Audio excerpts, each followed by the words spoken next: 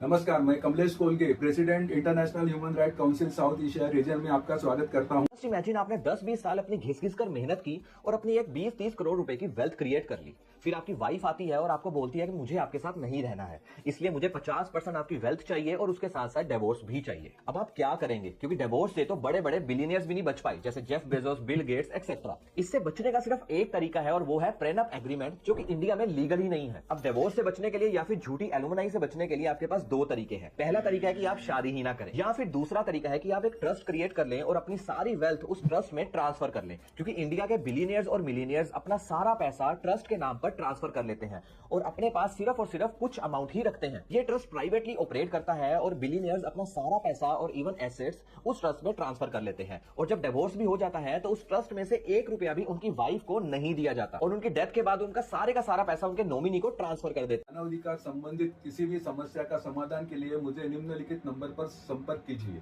धन्यवाद।